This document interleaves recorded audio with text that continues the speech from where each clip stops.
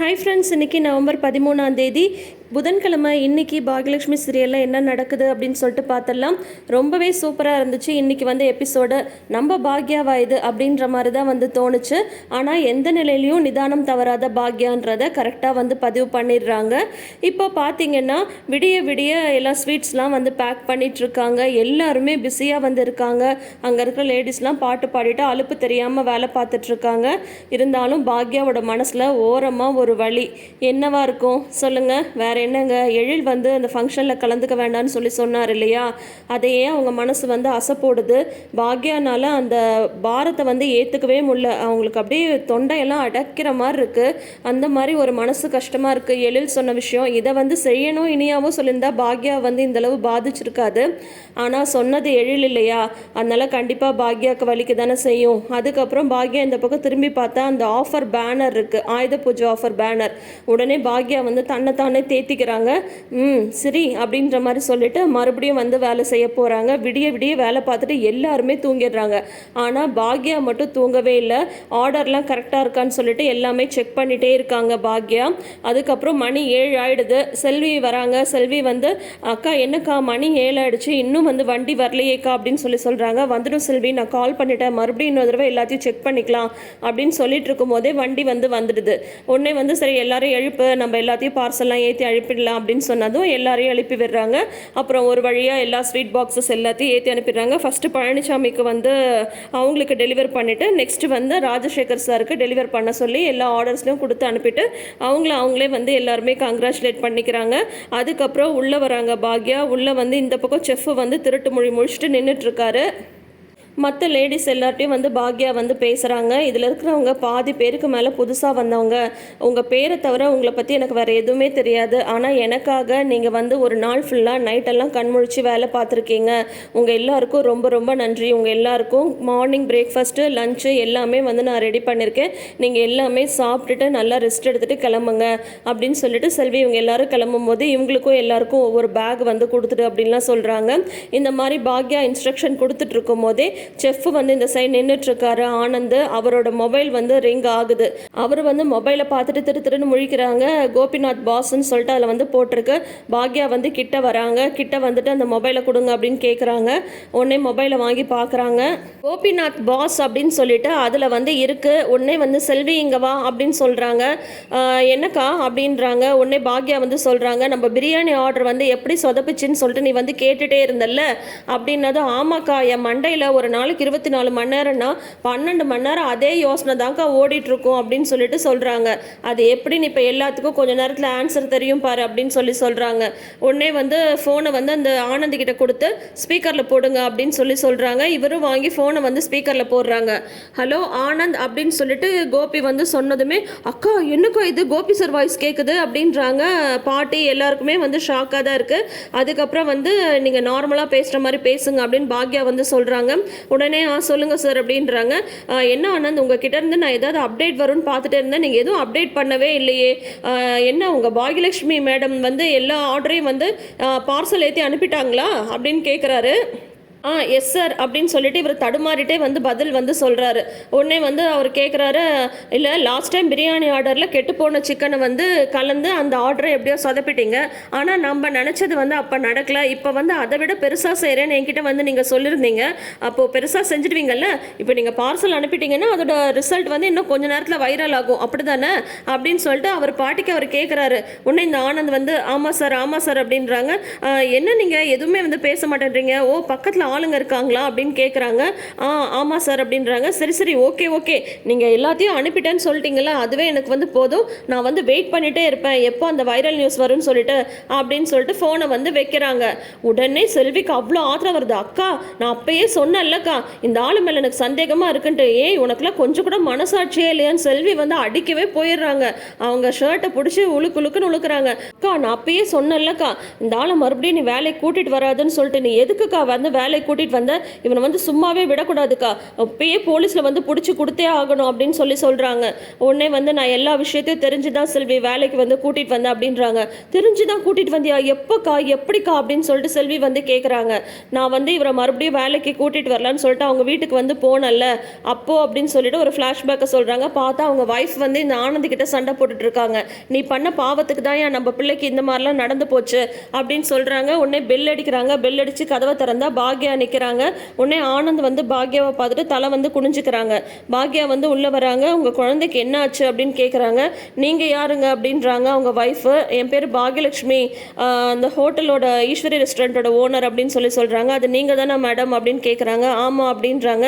உங்களுக்கு பண்ண பாவத்துக்கு தான் இப்போ என் குழந்தை அனுபவிச்சுட்ருக்கு அப்படின்றாங்க. என்ன சொல்கிறீங்க நீங்கள் அப்படின்னு சொன்னதும் அந்த குழந்தை வந்து பெட்டில் வந்து படுத்துட்ருக்கு. உடனே வந்து செஃப் வந்து சொல்கிறாங்க, நீங்கள் வந்து சர்ப்ரைஸாக அந்த பிரியாணி வந்து எங்கள் வீட்டுக்கு அனுப்புவீங்கன்னு நான் கொஞ்சம் கூட எக்ஸ்பெக்ட் பண்ணவே இல்லை மேடம். அந்த பிரியாணியை சாப்பிட்டுட்டு என் குழந்தைக்கு வந்து ரொம்ப உடம்பு முடியாமல் போயிடுச்சு, ஆச்சா போச்சான்னு சொல்லிட்டு கிட்டத்தட்ட ரொம்ப கிரிட்டிக்கல் ஸ்டேஜ்லேருந்து இப்போ காப்பாற்றி கூட்டிகிட்டு வந்திருக்கோம். என்னை வந்து மன்னிச்சிடுங்க மேடம், நான் பண்ண தப்புக்கு வந்து என் குழந்தைக்கு வந்து தண்டனை கிடச்சிடுச்சு அப்படின்னு சொல்லிட்டு அந்த செஃப் வந்து மன்னிப்பு வந்து கேட்குறாங்க. பாக்யா வந்து சொல்கிறாங்க, என்ன சொல்கிறீங்க நீங்கள் அப்படின்னு சொல்கிறாங்க. உடனே அவங்க ஒய்ஃப் சொல்கிறாங்க, இல்லை மேடம், அந்த பிரியாணி ஆர்டரில் வந்து கெட்டுப்போன கறியை வந்து கலந்தது இவருது அப்படின்றாங்க. என்ன சொல்கிறீங்க நீங்கள் வந்து உங்களை எனக்கு முன்ன பின்ன தெரியுமா? உங்களை வந்து நான் எவ்வளோ நம்பி உங்ககிட்ட ஒரு பொறுப்பை வந்து ஒப்படைச்சேன், ஏன் இப்படி பண்ணீங்க சொல்லுங்கள் அப்படின்னு சொல்லும்போது அவங்க ஒய்ஃப் வந்து சொல்கிறாங்க, இல்லை மேடம், இதுக்கு முன்னாடி அவர் வந்து ஒருத்தர்கிட்ட வேலை பார்த்துட்டு இருந்தாங்க, அந்த ஓனர் தான் இந்த மாதிரி செய்ய சொல்லியிருக்காங்க அப்படின்னு சொல்லும்போது, யார் அது சொல்லுங்கள், யார் அது அப்படின்னு பாக்யா வந்து கேட்குறாங்க. உடனே அந்த செஃப் வந்து கோபிநாத் சார் அப்படின்னு சொல்லிட்டு தடுமாறிட்டே வந்து சொல்கிறாங்க. உடனே பாக்யாவுக்கு அப்படியே ஷாக் ஆகிடுது, எரிச்சல் ஆகிடுது. அந்த ஆள் சொல்லி தான் இதை நீங்கள் எல்லாமே வந்து பண்ணீங்களா, உங்களை நம்பி நான் எவ்வளோ பெரிய பொறுப்பை வந்து ஒப்படைச்சேன், ஆனால் இப்படி வந்து பண்ணியிருக்கீங்க அப்படின்னு சொல்கிறாங்க. உடனே வந்து என்னை மன்னிச்சிடுங்க மேடம், நான் பண்ணது வந்து தப்பு தான், என்னை மன்னிச்சிடுங்க அப்படின்னு சொல்கிறாங்க. நீங்கள் என்ன சொன்னாலும் நான் வந்து கேட்குறேன் அப்படின்றாங்க. உடனே பாக்யா வந்து சொல்கிறாங்க, எனக்காக இப்போ நீங்கள் ஒன்று பண்ணணும், நீங்கள் வந்து அவருக்கு நேர்மையாக இருக்கிற மாதிரியே நீங்கள் வந்து நடந்துக்கோங்க, மறுபடியும் என் ஹோட்டலுக்கு நீங்கள் வேலைக்கு வாங்க அப்படின்றாங்க. உடனே வந்து என்ன மேடம் சொல்கிறீங்க, நிஜமாவா அப்படின்னு அவங்க ஒய்ஃப் வந்து கேட்குறாங்க. ஆமாம், இந்த தடவை வந்து நீங்கள் எனக்கு வந்து உண்மையாக வந்து இருக்கணும், மற்றபடி அவர்கிட்ட எப்பவும் போல் பேசிட்டுருங்க, அவர் சொல்கிறது எல்லாமே நீங்கள் கேட்குற மாதிரியே நீங்கள் வந்து நடந்துக்கணும், நான் சொல்லும்போது நான் என்ன சொல்கிறேனோ அந்த மாதிரி நீங்கள் வந்து கேட்கணும், இப்போயாவது வந்து உண்மைக்கு வந்து உழைப்பாக நேர்மையாக வந்து இருங்க அப்படின்னு சொல்லிட்டு பாக்யா வந்து சொல்லிட்டு கூட்டிகிட்டு வராங்க. என்னக்கா நீ அப்பயே இந்த ஆளை வந்து போலீஸில் வந்து பிடிச்சி கொடுக்காம இப்படி வந்து மன்னிச்சு மறுபடியும் இங்கே வேலைக்கு வந்து கூட்டிகிட்டு வந்திருக்க, அம்மா பார்த்தீங்களாம்மா என்னெல்லாம் நடந்திருக்குன்னு சொல்லிட்டு, இத்தனைக்கும் பின்னாடி கோபி சார் தாம்மா இருந்திருக்காரு, நீங்கள் என்னென்னா உங்கள் ராசி தான் எல்லாத்துக்கும் காரணம்னு சொல்லிட்டு வருத்தப்பட்டுட்டு இருந்தீங்க அப்படின்னு சொல்லிட்டு செல்வி வந்து சொல்கிறாங்க. உடனே பாக்யா சொல்கிறாங்க, இந்த விஷயம் எல்லாமே அத்தைக்கு தெரியும் அப்படின்னு சொல்கிறாங்க. தெரியுமா, எப்போக்கா அம்மாவுக்கு வந்து இந்த விஷயம்லாம் தெரியும் அப்படின்னதும் உடனே அவங்க முந்தின நாள் வந்து கிச்சனுக்கு பாட்டியும் ஷெஃபையும் கூட்டிகிட்டு போகிறாங்க இல்லையா, கதவை கூட சாத்திக்கிறாங்களே, அப்போ வந்து பாக்யா வந்து கேட்குறாங்க அவங்க அத்தை கிட்ட, ஏன் அத்தை நீங்கள் பூஜை பண்ண மாட்டேன்னு சொல்கிறீங்க அப்படின்னு சொன்னதும், என்ன பாக்யா நீ வந்து என்னை பூஜை பண்ணணும்னு சொன்னதும் கூட வேலை பார்க்குறவங்களே என்னை எப்படி பார்த்தாங்கன்னு பார்த்தல, அவங்க என்னை பார்த்த பார்வையிலே எனக்கு அவ்வளோ கஷ்டமாக இருந்தது, வேண்டாம் மறுபடியும் என்னோட ராசி வந்து உன்னை பாதிக்க வேண்டாம் அப்படின்றாங்க பாட்டி. உங்கள் ராசியெல்லாம் அதெல்லாம் எதுவுமே இல்லைத்த, இது எதுக்குமே நீங்கள் வந்து காரணமே கிடையாது அப்படின்னு சொல்கிறாங்க. என்ன சொல்கிற பாக்யா நீ அப்படின்னு சொன்னதும் உடனே வந்து சொல்லுங்கள் என்ன நடந்ததுன்னு சொல்லுங்கள் அப்படின்னு செஃப்ட்ட சொல்கிறாங்க. அந்த செஃப் வந்து எல்லா விஷயத்தையும் பாட்டிக்கிட்ட வந்து சொல்கிறாங்க. அது எல்லாமே கேட்டுட்டு பாட்டி வந்து ரொம்ப அதிர்ச்சி ஆயிடுறாங்க. இப்போ தெரியுது அத்தை, இதுக்கும் உங்களுக்கும் எந்த சம்மந்தமும் கிடையாது, நீங்கள் வாங்க அப்படின்னு சொல்லிட்டு தான் அப்போ சொன்னதுக்கப்புறம் தான் பாட்டி வந்து பூஜையே வந்து போடுறாங்க. நம்ம வீடியோவில் ஆல்ரெடி சொல்லியிருந்தோம், பாக்யா வந்து அந்த செஃப்பை வந்து எல்லா விஷயமும் தெரிஞ்சு தான் கூட்டிகிட்டு வந்திருக்காங்க, அவங்க வீட்டுக்கு அவங்க போனப்பயே எல்லா விஷயத்தையும் கண்டுபிடிச்சிருப்பாங்க அப்படின்ற மாதிரி நம்ம சொன்னோம் இல்லையா, சேம் அதே தான் இப்போ வந்து நடந்திருக்கு. இப்போ கோபியை வந்து அவர் வழியிலேயே போய் ட்ராக் போட்டு பிடிக்கணுன்றதுக்காக தான் பாக்யா வந்து பொறுமையாக இருந்திருக்காங்க. செல்வி வந்து கேட்குறாங்க, எதுக்குக்கா நீ வந்து இவ்வளோ பொறுமையாக இருந்த, அந்த கோபி சாரை வந்து சும்மா விடவே கூடாதுக்கா, எவ்வளோ பெரிய விஷயத்தை வந்து செஞ்சு வச்சுருக்காரு அப்படின்னு சொல்லிட்டு சொல்கிறாங்க.